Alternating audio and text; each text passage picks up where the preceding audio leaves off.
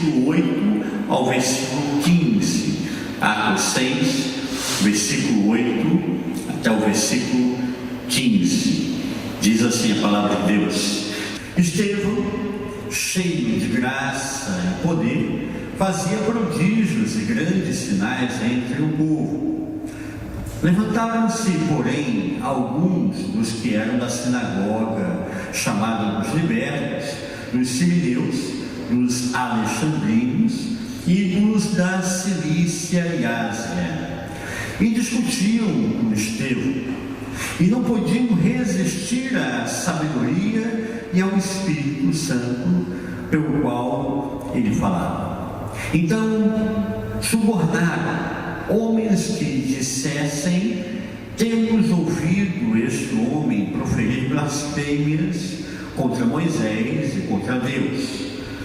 Sublevaram o povo, os anciãos e os escribas, e investindo, arrebataram, levando ao sinédrio, apresentaram testemunhas falsas que depuseram: este homem não cessa de falar contra o lugar santo e contra a lei, porque temos ouvido dizer que esse Jesus, o Nazareno, destruirá este lugar e mudará os costumes que Moisés nos deu.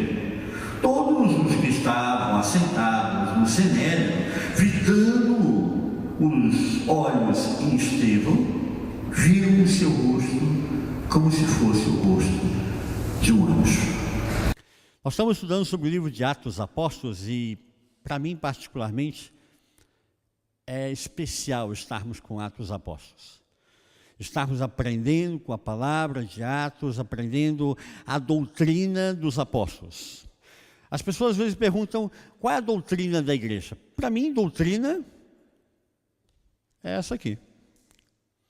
O que sair disso aqui já é história da carochinha, já é conversa de homens, né? É achismo. E eu, quando fui para entrar no seminário, Isaías, um rapaz, muito amigo meu, estava saindo do seminário. Ele falou: Richard, você vai entrar e vai ter muitos teólogos, muitos filósofos, e cada um vai trazer aí uma ideia. Esse pessoal, na minha estante, está aqui, ó, ao alcance da minha vista. Eu leio e me aprofundo naquilo que eles falaram. Mas esse pessoal está aqui. A minha Bíblia e as minhas versões de Bíblia estão aqui. Porque esse pessoal vem, fala, morre, vai embora, e a palavra permanece.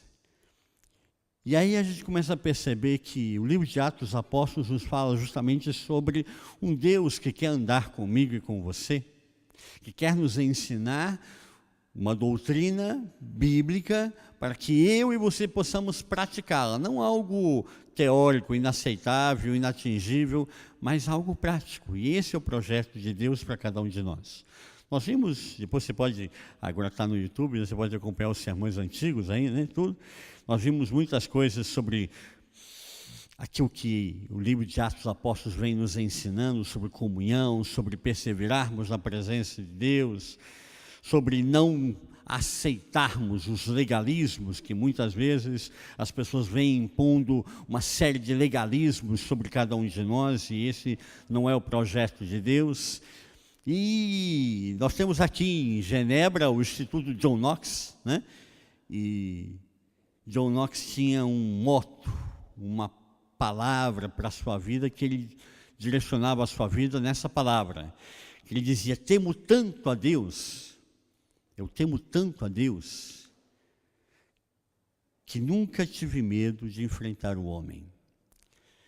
E isso deve ser um motto para cada um de nós. Diante de algumas circunstâncias, nós ficamos de alguma forma engessados, amarrados, aprisionados por causa das circunstâncias, por causa de todo um contexto que às vezes as pessoas vêm e impõem sobre nós alguma altura, acadêmica, postura financeira, status ou poder político, e nós nos intimidamos diante disso.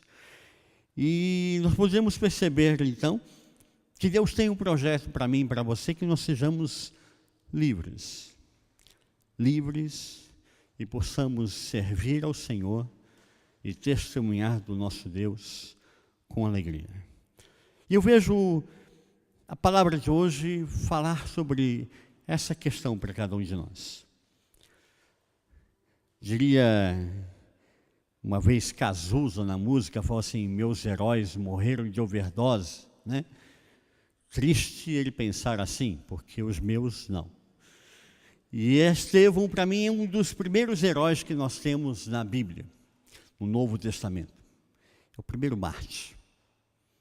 Estevão ensina para a gente começa vendo aqui no versículo 8 em diante do capítulo 6, e vê todo o capítulo 7, é Estevão. E a gente começa a aprender com Estevão de que missão de verdade, tem um preço, e um preço alto. Quem quer fazer missão tem que entender que há um preço a ser pago. Estevão marca a história da igreja primitiva. Ele é eleito como um homem de boa reputação, cheio do Espírito Santo, é um homem de sabedoria, é um homem consagrado, um homem que se dedica à obra de Deus, que vai servir às mesas das viúvas helênicas, que prega o Evangelho, que Deus usa com poder, com autoridade, mas mesmo assim, Estevão não deixa de ser o primeiro mártir da igreja primitiva. Às vezes a gente pensa até que a ideia, né, que se tudo vai bem, então é porque Deus está abençoando. Se começa a acontecer alguns problemas, a gente começa até a fazer aquela coisa: ai, será que eu dei um pecado, né? Será que eu estou errado? Aí começa a fazer aquela lista dentro da cabeça, né? E alguns falam assim: é algum pecado oculto. Aí é pior ainda, né? Porque a gente fica assim naquela paranoia, né? Ai, qual é o pecado oculto que está na minha cabeça, porque isso que está impedindo, e minha vida não está andando, e eu começo a estar achando que de repente agora não é mais os meus pecados, é o pecado do meu pai, da minha mãe, do meu avô, do meu tataravô, que eu nem conheci. E Estevão muda a história de tudo isso para cada um de nós. Não que eu não acredite que existe maldição de geração.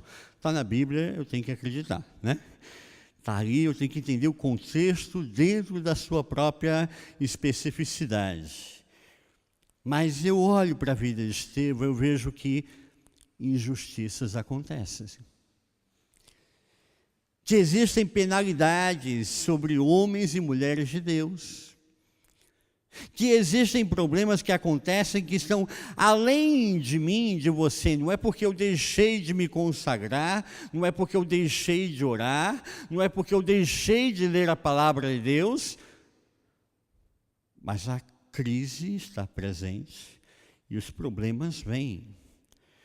E nesse processo, mesmo Estevão fazendo a vontade de Deus, ele é morto, apedrejado. É o primeiro mártir da igreja primitiva. Mas olhando para Estevão, eu olho para ele, sinceramente, estou falando aqui, numa característica de que é um herói para mim. É um herói da fé para mim. É algo a eu buscar e permanecer buscando.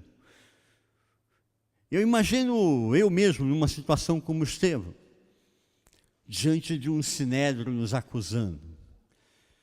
Será que eu responderia da forma como Estevão respondeu? Será que eu suportaria o processo como ele mesmo colocou? Então eu queria falar com você essa tarde sobre termos uma visão diferente das coisas. Termos uma visão supracircunstancial. Uma visão acima das circunstâncias. Vira para a pessoa ao seu lado e diga para ela: você precisa ter uma visão supracircunstancial. Você precisa ter uma visão acima das circunstâncias. E falando sobre essa visão supracircunstancial, o primeiro ponto que me chama a atenção, logo no primeiro versículo que nós estivemos lendo, versículo de número 9, diz assim que, versículo 8, perdão, versículo 8, diz assim: então Estevão, cheio de graça e poder, fazia prodígios e grandes sinais entre o povo. As pessoas vendo o que Estevão estava realizando, e era Deus usando Estevão. Não é que Estevão é melhor do que eu e você, não é. Estevão é homem como eu e você, ser humano, não virou anjo, não saiu, não recebeu um par de asas nas costas e vai para casa voando. Não existe isso. Estevão é homem, é um ser humano como eu e como você. Mas Deus usava Estevão com prodígios e com autoridade. E quando Deus começa a usar você, vai despertar e vai começar a incomodar. A minha vida e a sua vida vai incomodar as pessoas ao nosso redor. E aí nós vemos então que um grupo que era da sinagoga dos libertos, de Alexandria, que tinha uma postura mais liberal, começam então a discutir com Estevão. E isso incomoda. Incomoda a postura de Estevão. Estevão tem uma postura na palavra, tem uma postura firme, e começa a incomodar, começa a gerar conflito. Nós hoje somos marcados pela geração mimimi. Tem muita gente falando sobre geração mimimi, né? Geração mimimi. Você não pode falar isso, porque isso não é politicamente correto. Você não pode falar aquilo, porque isso também não é assim. Não pode mais falar algumas palavras, né? A gente, outro dia, em casa, estávamos conversando sobre isso, e eu falei em um dos sermões, aquele adágio, né? Nunca te vi mais gordo, né? Ah, não pode mais falar isso, pai, porque agora, você está com prejuízo contra os gordos. Não é prejuízo contra os gordos, eu sou gordo. Não tem isso, né? A gente tem que entender que é o adágio, né? É uma coisa antiga, acabou, não vamos ficar no mimimi, né? E me marca a postura de Estevão. Estevão não é uma pessoa que está preocupada com os mimimis. Não está preocupado com o que o outro vai falar, com o que o outro vai pensar, com o que o outro vai dizer de mim. Nós olhamos para, nesse ponto, que os milagres de Estevão começam a incomodar. Então, esse grupo dos libertos, da sinagoga dos libertos, começam então a entrar em conflito com Estevão e ter dificuldade de entender o processo. E a gente percebe que eles começam a discutir isso com eles. O versículo 10 diz que eles não conseguiam convencer ou discutir ou ir além na conversação diante da sabedoria de Estevão, porque Estevão era cheio do Espírito Santo. Então, quando você começa a ser usado por Deus, isso vai gerar conflitos. E aí, nesse processo, o que acontece? Ou a pessoa se rende e diz: olha, então Deus está te usando mesmo, e amém, ora por mim, eu preciso aprender um pouco com você. Ou a pessoa vira as costas e fala: olha, eu não penso assim, eu penso diferente, e adeus, né? Ou você começa a ter um inimigo. E é isso que acontece com Estevão. Eles passam a odiar a Estevão. E não sou eu que estou dizendo, não. A palavra está dizendo isso. Versículo 14, eles começam a demonstrar que eles odeiam a Estevão. E então pagam pessoas, subornam pessoas para falarem e mentirem a respeito de Estevão. Você vê o tamanho da situação que vai acontecendo na vida de Estevão. E ele diz, olha, ele falou 2 blasfêmias. A primeira que Deus vai, esse Jesus de Nazaré aí que ele está falando, né? Já com desdém, lógico, esse Jesus de Nazaré vai destruir o templo e vai destruir a lei de Deus. Não foi isso que Estevão colocou. Mas é sempre assim, a gente fala alguma coisa e as pessoas só ouvem o que elas querem ouvir, não o que a gente falou, né? E a gente começa então a perceber que há um conflito. Há um conflito espiritual. Eu solto as minhas palavras aqui, você está ouvindo uma coisa, o outro está ouvindo outra, e Deus está trabalhando em tudo isso, porque nós estamos sintonizados, né, na rádio de Deus aí, né?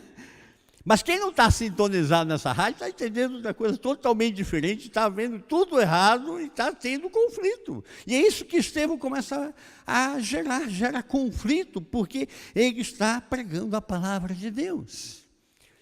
Mas Estevão está preocupado com isso? Você vê em algum momento Estevão nervoso porque subornaram outras pessoas para falarem mal dele, para dizerem coisas que ele mesmo não estava falando. Você vê Estevão nervoso? Não. E aí nós vemos a segunda característica de alguém que tem uma visão supracircunstancial, uma visão além das circunstâncias. A pessoa que tem uma visão além das circunstâncias, ela tem uma postura, ela tem uma tranquilidade, ela tem uma firmeza, ela tem uma atitude correta, ela não perde o controle diante das circunstâncias. Eu diria, biblicamente, a gente aprende com Paulo, né? Ela tem domínio próprio. Domínio próprio. É interessante porque nós vimos no versículo 14, que enquanto todos estão acusando a Estevão, querendo o mal de Estevão, olham para Estevão. E como é que está o rosto de Estevão? Diz o texto que eles viam o rosto como de um anjo. A gente pode conjecturar algumas coisas aqui, né? O que seria o rosto de um anjo, né?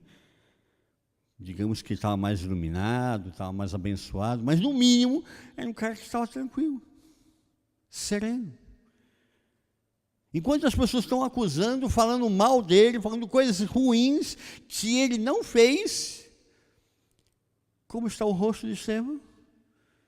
Tranquilo, em paz. Sabe, uma das coisas que mais intimida não é você ficar batendo boca e discutindo com a pessoa que está te atacando. Primeiro que, quando você ignora essa pessoa, ela já começa a sentir que ela não está ali, tete a tete contigo. Ela já, ele está me ignorando. Isso já é uma das respostas mais terríveis que alguém possa ter quando ela está atacando você. E se você não está simplesmente ignorando a pessoa, mas você está olhando para a pessoa e está calmo, é para desestabilizar. É para qualquer psicopata perder, assim, os limites, porque não é possível. Ou você é retardado, não está entendendo o que eu estou acusando você, ou você acha que isso não está atingindo você. Então eu não sou nada, não sou ninguém. E essa é a situação que nós vemos aqui. Estevão está olhando para os seus acusadores. Eles têm consciência que está diante do Sinédrio. Ele tem consciência que esse Sinédrio mandou matar a Jesus. Ele tem consciência que esse Sinédrio ordenou a Pedro e João que não pregassem mais a respeito de Jesus. Esse Sinédrio, quando pegou Pedro e João fazendo o que ele mandou dizer que não fizesse, mandou chicotear Pedro e João. E Pedro e João disse, glória a Deus, que eu apanhei, mas eu estou continuando na obra do Senhor. Melhor agradar a Deus do que agradar os homens e ao diabo. Continuo com Deus, continuo ao meu lado. Ele tem consciência de tudo isso, mas o seu rosto é como o de um anjo. Eu vejo aqui, por isso eu olho para o texto bíblico e me apaixono pela palavra. Eu vejo que mesmo essas pessoas tendo sido algozes, subornaram outros para mentirem, diante de Estevão nesse momento elas começam a desmanchar. Como pode ele manter essa serenidade?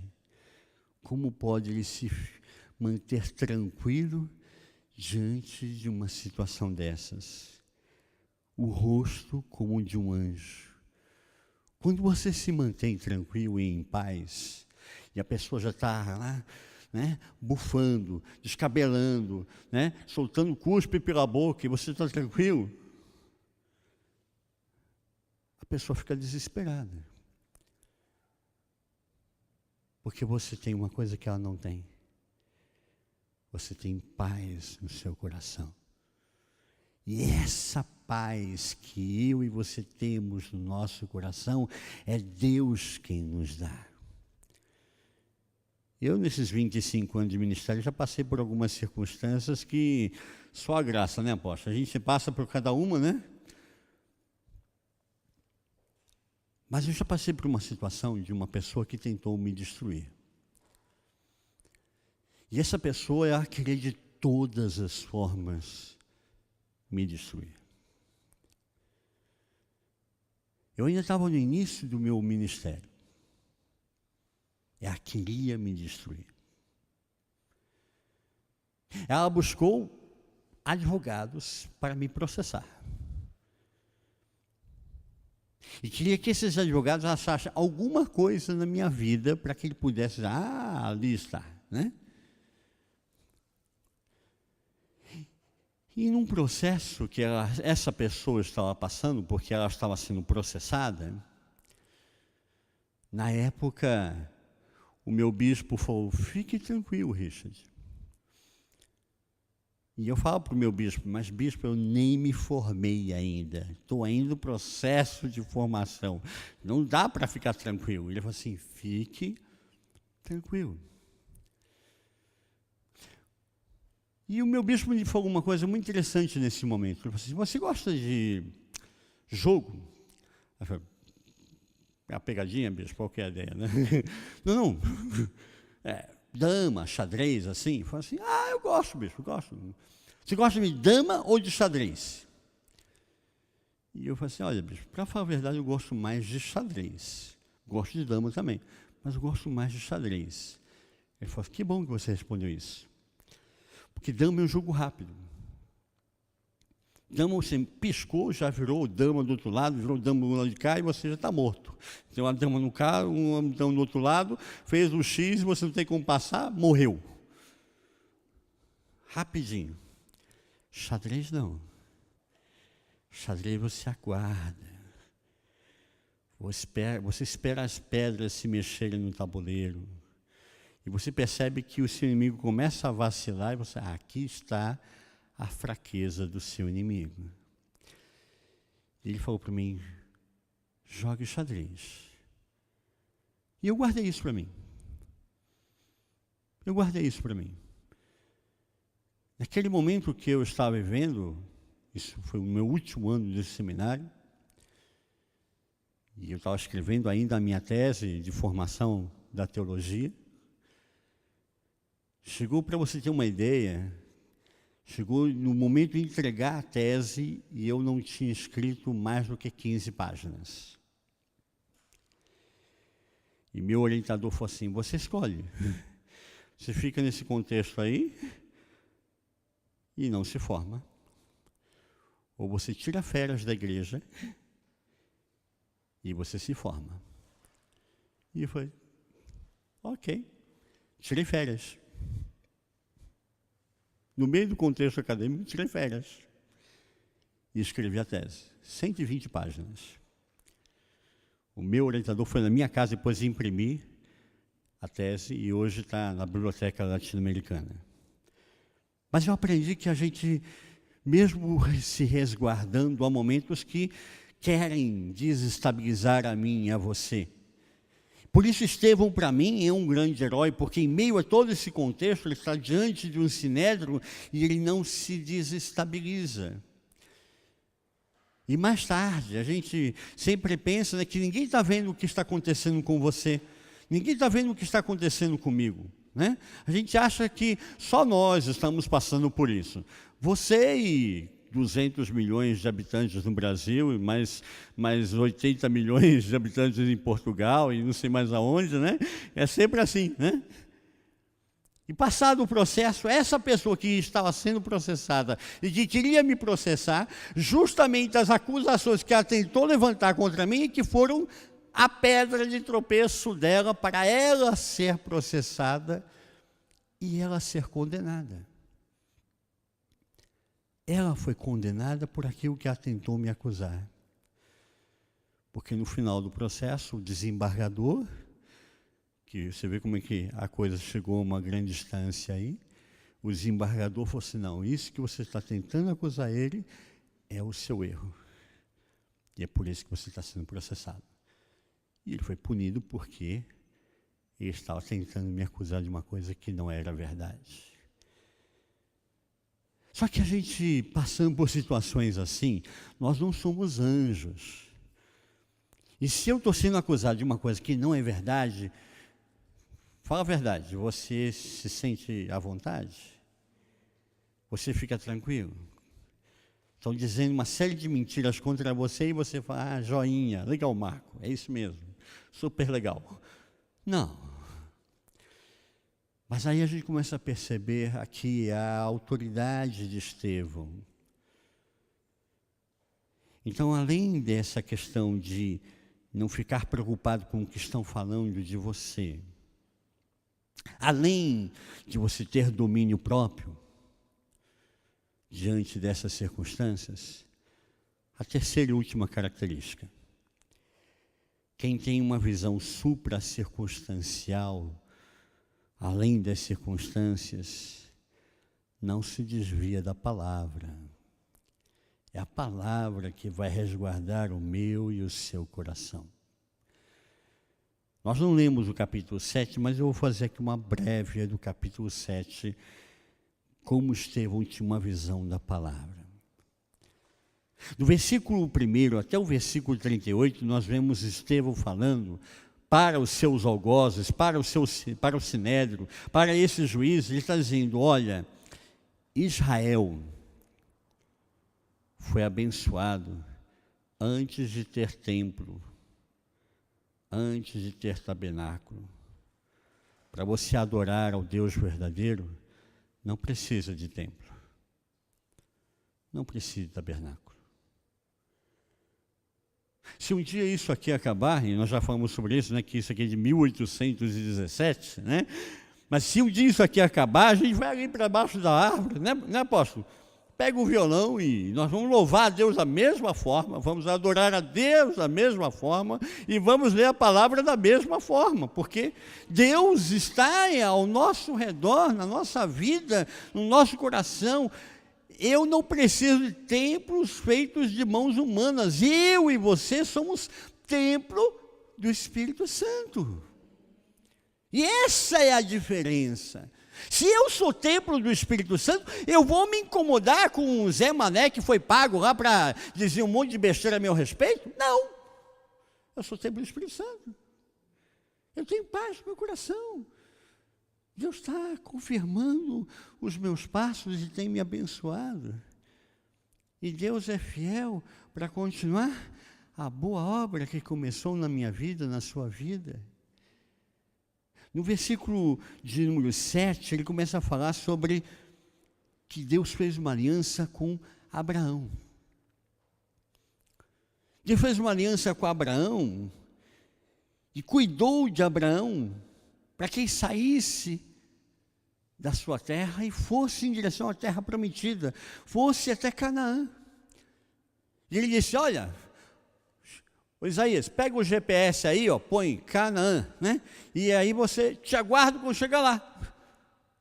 Não, ele vai comigo, vai com você. Ele acompanhou a Abraão em todo o trajeto, em todo o processo. É assim que Deus faz conosco.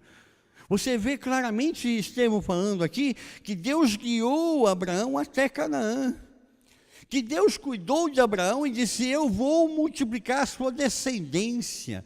E Abraão nem tinha filho ainda. Depois que tem filho é fácil, né? Eu estou fazendo uma previsão aqui, vejo que o ano que vem nós vamos ter acidentes automobilísticos envolvendo carros.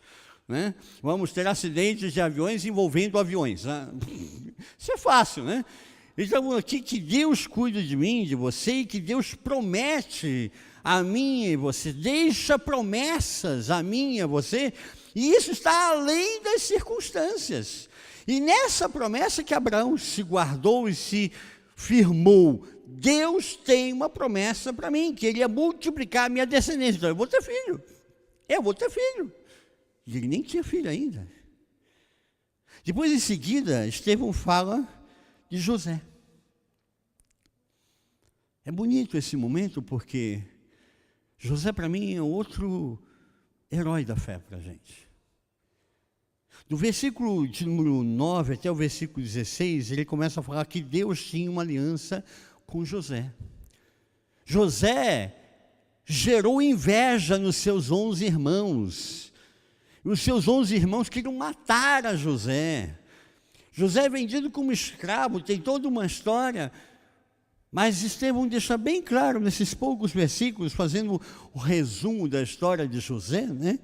Dizendo que Deus estava com ele, até na prisão. Quem sai da prisão e se torna o primeiro-ministro de uma nação?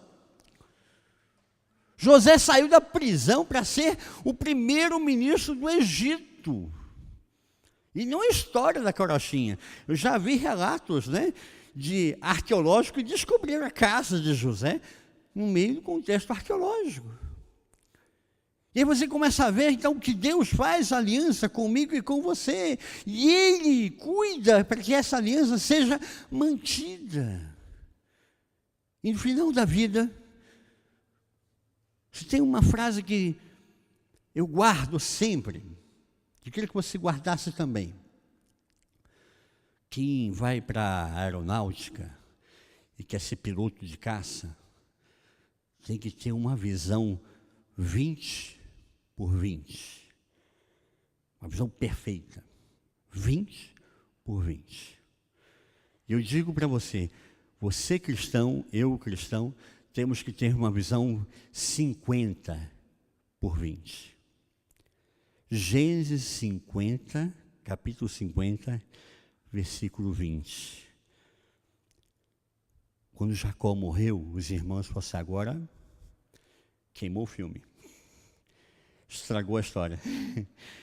Agora que papai morreu, José vai, cortar a nossa cabeça. Ele é o primeiro-ministro do Egito, todo o poder está na mão dele, ele é o segundo homem abaixo do faraó, a gente tentou prejudicar ele, ele vai, aproveitar agora e vai cortar a nossa cabeça.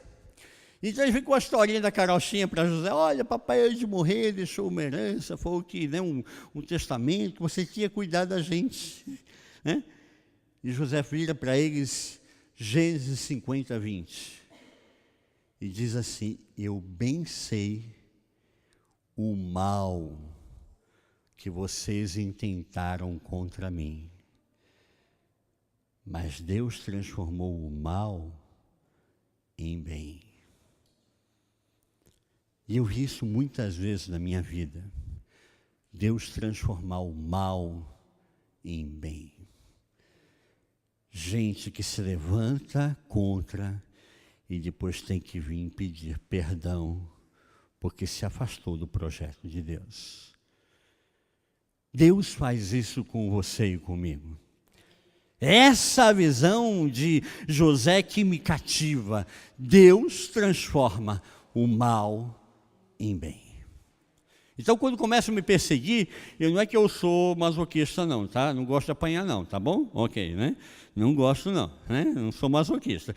Mas quando começam a me perseguir, eu falo assim, legal, isso é bom. Está incomodando o capeta. Ixi, que o capeta está incomodado. Isso é bom. Melhor que ele fique incomodado comigo do que querer ser meu amigo. Não, aí não, né? E aí então José fala de uma terceira aliança, ainda no capítulo 7. Versículo de número 17 ao 38, ele fala de Moisés. Ele falou de Abraão, ele falou de José, e agora ele fala de Moisés. Moisés é uma das histórias assim, mais extraordinárias que nós temos no Antigo Testamento, sem sombra de dúvida. Moisés vem num contexto em que há morte, e Deus separa, em meio à morte ele gera vida, e salva Moisés. Então, do versículo de número 17 até o versículo 28, Estevão fala sobre a juventude de Moisés. Moisés foi usado por Deus, mas para ser usado por Deus, ele precisou também aprender algumas coisas. E ele aprendeu o melhor da corte do Egito. Ele foi criado como neto do faraó. Ele aprendeu de tudo, o que era o melhor da ciência da sua época. Os seus primeiros 40 anos era Deus trabalhando a vida de Moisés, preparando Moisés para o que ele deveria ser no futuro. Aí nós temos aquele grande momento de Moisés que sai, né, para passear e vai visitar os seus parentes, né? E chega lá, ele encontra o egípcio quase matando os escravos judeus, né, fazendo trabalho forçado. E aí o que ele faz? Ele mata o egípcio. Ele mata o soldado egípcio. E com medo de que fosse descoberto, então ele foge para o deserto do Sinai. E aí Moisés passa mais 40 anos no deserto do Sinai. Primeiros 40 anos ele está no Egito, na corte do Egito, recebendo do melhor. Os próximos 40 anos ele está no deserto do Sinai, aprendendo a cuidar de ovelha, aprendendo a sobreviver, aprendendo a ser alguém. Esses 40 anos é Deus capacitando a Moisés para o que ele deveria ser. E aí quando você pensa, Moisés já está com 80 anos, né? O que um homem de 80 anos pode fazer na vida? Nada, né? Diz a própria palavra, a vida é cansaço e enfado. Passando de 70 anos, 80, né? O resto é cansaço e enfado. Então Moisés já está pensando agora em ir para retrete, né? Vai para a aposentadoria. Já está preocupado com o que ele vai receber do NPS, que ele depositou todo mês, né? São 40 anos depositando lá, né? Agora vai receber a aposentadoria dele. Está lascado, né? E aí Deus chama a Moisés. E é o tempo da maturidade. O chamado de Moisés é com 80 anos de idade. E é quando Deus usa Moisés para libertar o povo dele e ir para Canaã. É Deus usando e promovendo a Moisés. Então Deus tem diferentes momentos na minha e na sua vida. Ele quer trabalhar diferentes formas comigo e com você. E quando eu olho Estevão falando sobre isso no capítulo 7, eu vejo então que Estevão tem uma visão bíblica de coerência, uma visão bíblica centrada, uma visão bíblica que enxerga as circunstâncias, mas a circunstância não é o suficiente para eu fazer a minha leitura. Eu tenho que usar um óculos, e o meu óculos é a Bíblia. O meu óculos é a palavra. Eu olho as circunstâncias não pela ótica da circunstância. Eu olho a circunstância pela ótica da palavra. E quando a palavra então me mostra as coisas, eu começo a enxergar coisas que antes não eu enxergava. Que só a palavra pode me revelar. Que só a palavra, só Deus pode revelar a mim e a você. Então, Estevão é um homem que consegue enfrentar tudo isso e dizer para a nação de Israel: vocês estão adorando o templo, ao invés de adorar ao Deus vivo. Eu não preciso de templos para adorar a Deus. Eu adoro a Deus diretamente, porque eu tenho Jesus no meu coração. Ele é o caminho, a verdade e a vida. Ninguém vai ao Pai a não ser por Jesus. Então, Estevão cheio dessa autoridade e desse mover, do versículo 39 em diante do capítulo 7 até o versículo 53, você vê Estevão falando para esse sinédrio, para esses juízes, que eles são incircuncisos de coração,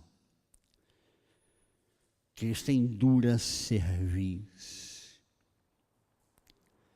que eles têm incapacidade para enxergar a verdade, eles são cegos para a verdade. Ele diz, olhando no olho desses juízes, disse: vocês são incircuncisos de coração e cegos para a verdade. Versículo 51. Ele diz para esses homens: vocês traíram ao Messias. Versículo 52.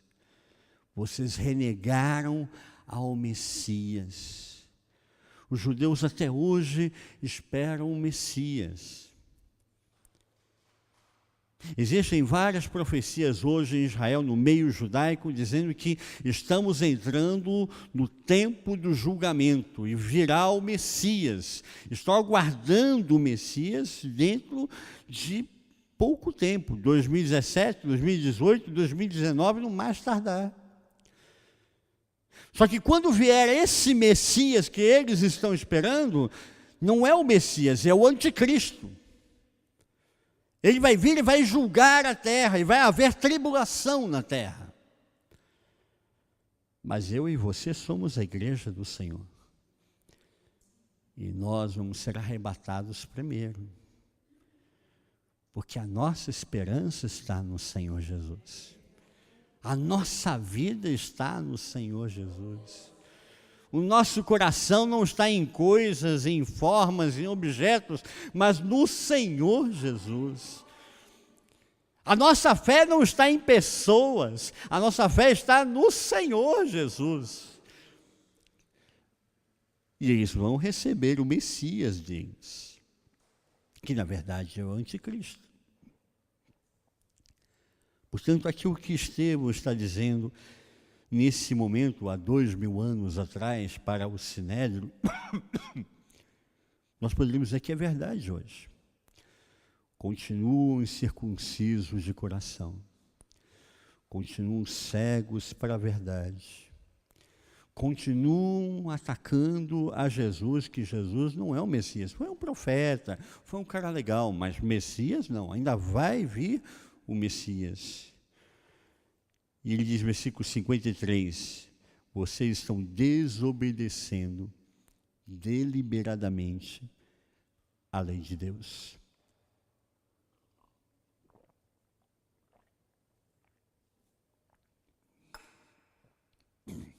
O judeu continua desobedecendo a lei de Deus. Mas Deus tem um mistério com esse povo. E nós devemos orar por eles, abençoá-los e não persegui-los. O povo judeu é o relógio de Deus. Eu e você somos alcançados por essa graça porque eles rejeitaram. Mas esse relógio vai mudar. Quando surgir o anticristo, nós vamos ser levantados, a igreja vai ser arrebatada, e aí Deus vai voltar a falar com os judeus. E vai usar esse povo para envergonhar as nações. Portanto, eu não ataco o judeu. Eu posso não concordar com ele, mas eu não ataco. Eu entendo, eu amo, eu oro, eu abençoo. E essa eu creio que deve ser a nossa postura como homens e mulheres de Deus. Aqueles que nos atacam, eu não enfrento, eu não ataco, eu não discuto, eu não perco o meu tempo, porque eu tenho mais coisas para fazer. Deus tem mais para agir na minha e na sua vida. Mesmo que para isso nós sejamos mártires. Mas é melhor eu estar com Deus do que sem Deus. Melhor é o pouco com Deus do que o muito sem Deus. Melhor nós estarmos firmes na presença do Senhor do que estarmos distantes e sendo colegas do diabo, do capeta. E Estevão, para mim, é um herói. Porque o capítulo 7 termina com Estevão sendo apedrejado. E ele começa então a ter uma visão de Deus. Ele disse: eu vejo a Jesus à direita de Deus Pai. E aí isso gera mais fúria ainda para os seus opositores, porque esse lugar é o lugar do Messias. E ele diz: não vos impute esse pecado.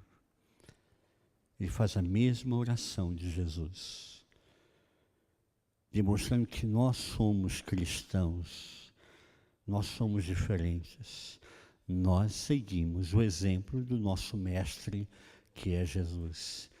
Eu não ataco ninguém. Eu peço que Deus tenha misericórdia dos meus inimigos. E como termina o capítulo 7? Que eles depositam as suas vestes aos pés de um jovem chamado Saulo. Quem é Saulo? O apóstolo Paulo. O apóstolo dos gentios. Quem é de Deus e tem uma visão supracircunstancial vai deixar marcas nas pessoas ao seu redor. Estevão morreu, primeiro mártir. Mas surgiu o apóstolo dos gentios. Estevão marcou definitivamente a vida de Paulo. E Paulo mais tarde vai se tornar o apóstolo dos gentios. As pessoas estão olhando para o que você está passando. Estão analisando claramente pelo que você está passando. E estão analisando a sua reação diante dessas circunstâncias. E eu te digo essa tarde, é a sua reação que está marcando a vida das pessoas. Porque nós somos de Cristo Jesus. Nós somos separados pelo sangue do Cordeiro. Fomos lavados e remidos pelo sangue do Cordeiro.